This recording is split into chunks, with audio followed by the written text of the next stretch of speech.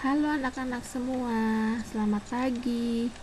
Hari ini kita akan belajar bersama di pembelajaran 2 yang ada di tema 1, subtema 4. Mari yuk kita langsung ke materinya.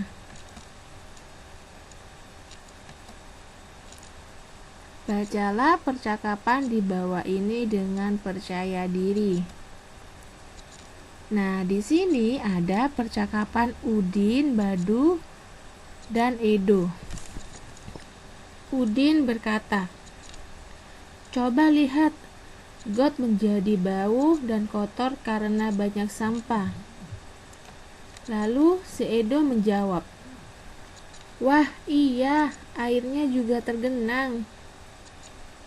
Di sini Udin menjawab kembali, "Bagaimana jika hari Minggu kita bergotong royong membersihkan got?" Lalu si Badu menjawab, "Membersihkan got? Aku tidak mau ah. Got kan kotor dan bau." Lalu si Edo menjawab kembali, "Aku kurang setuju, Din. Membersihkan got pekerjaan yang berat. Kita sebagai anak-anak belum bisa melakukannya." Badu menjawab kembali, "Betul, Din. Sudah, biarkan saja." Nah, di sini Udin menjawab kembali, "Tapi got yang tersumbat dapat menyebabkan banjir. Sampah akan menyumbat aliran air sehingga akan meluap ke jalan." Si Edo berkata seperti ini, "Bagaimana jika mengusulkan kepada Pak RT untuk mengajak seluruh warga bergotong royong? Kita bisa ikut membantu pekerjaan ringan, misalnya membuang sampah yang dikumpulkan." Lalu Udin menjawab, "Aku setuju, Do." Dan di sini Badu juga menjawab, "Aku juga setuju jika demikian. Aku juga bersalah karena membuang sampah dalam got."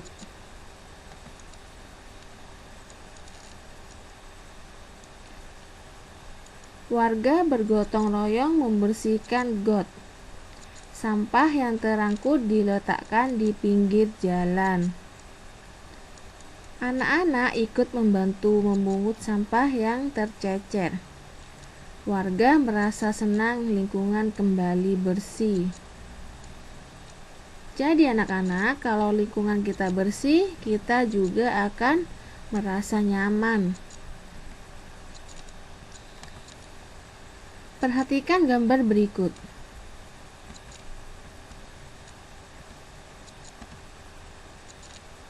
Nah, di sini ada percakapan ketika sedang melakukan gotong royong.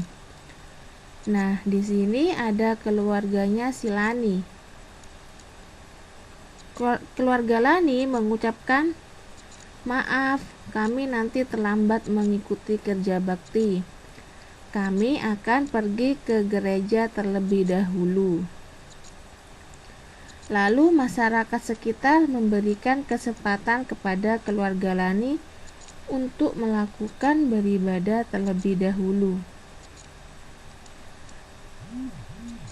"Baik, Pak, tidak apa-apa." Nah, itu jawaban dari Pak RT yang sebagai dari warga masyarakat. Lalu gambar yang di bawah, Pak RT mengajak masyarakat yang kerja bakti untuk beristirahat sejenak.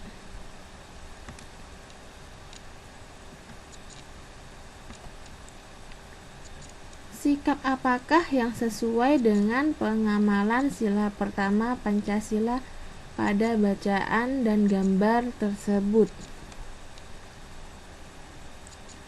Nah, sila pertama tadi berhubungan dengan toleransi beragama, ibadah kita kepada Tuhan. Maka di sini yang mewujudkan sila pertama pada Pancasila yang ini adalah memberikan kesempatan kepada orang lain untuk beribadah. Lalu, sikap apakah yang sesuai dengan pengamalan sila kedua Pancasila pada bacaan dan gambar tersebut? Nah, sila kedua Pancasila berbunyi kemanusiaan yang adil dan beradab. Nah, kemanusiaan yang adil dan beradab ini di sini sesuai dengan gambar yang tadi, yang gambar yang di bawah itu. Kenapa sesuai dengan gambar yang ini, anak-anak? Karena kalau kita kerja bakti, kita akan merasa capek. Nah, rasa kemanusiaan itu tumbuh ketika kita memberikan kesempatan untuk beristirahat sejenak. Lalu nanti bisa dilanjutkan lagi kerja baktinya. Jadi ini menerapkan sila kedua Pancasila.